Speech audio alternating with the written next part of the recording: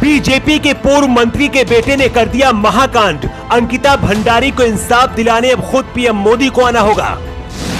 अंकिता के साथ जो हुआ जानकर देश हिल गया, लेकिन उस रिजॉर्ट का असली सच आपसे छुपाया गया। अंकिता भंडारी के आरोपियों के घर पर कब चलेगा बुलडोजर? उत्तराखंड में उठ रही है सीएम योगी की मांग। 18 अगस्त को 19 साल की अंकिता गायब होती है। गरीब माँ बाप बेटी को पागलों की तरह खोज रहे थे। बीजेपी के पूर्व मंत्री का बेटा जबरन उसे अपने साथ लेकर गया था और अपने काम को अंजाम तक पहुंचा दिया।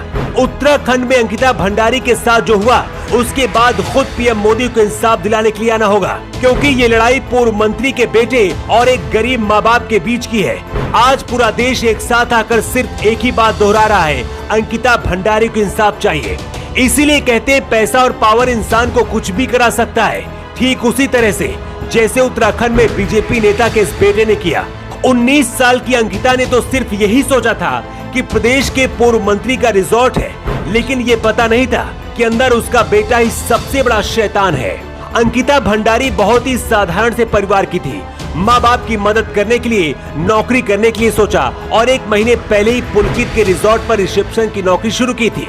इस रिजॉर्ट का मालिक पुलकित आर्य उत्तराखंड के पूर्व मंत्री और बीजेपी के बड़े नेता विनोद आर्य का बेटा है।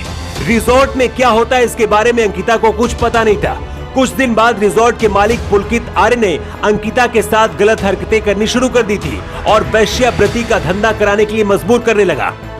रिजॉर्ट मालिक पुलकित चाहता था कि अंकित रिजॉर्ट में आने वाले कस्टमर को खुश करे, उनके साथ रिलेशन भी बनाए, लेकिन अंकिता ने ऐसा करने से साफ मना कर दिया।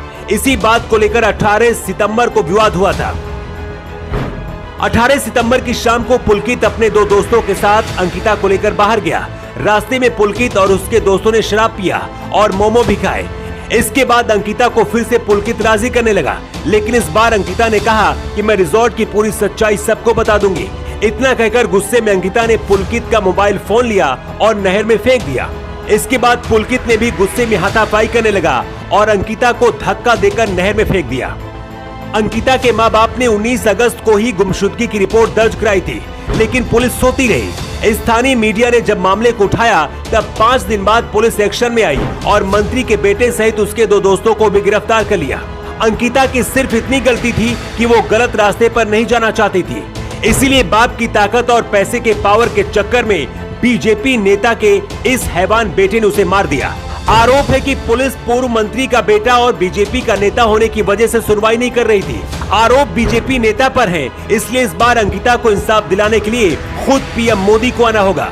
कुछ फोन कॉल और चैट भी पुलिस को मिली है, जिससे आरोप साबित होते हैं और पता चलता है कि पुलकित अंकिता पर दबाव बना रहा था। ऐसी कोई घटना अगर अब तक यूपी में घटी होती तो अब तक योगी का बुलडोजर आरोपियों के घर पहुंच चुका होता। उत्तराखंड के लोग भी अब ये मांग कर रहे हैं कि पूर्व मंत्री का घर और बेटे के रिजॉर्ट पर बुलडोजर चलना चाहिए।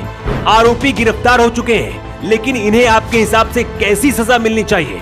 अपना जवाब आप कमेंट बॉक्स पर लिखकर जरूर बताइएगा।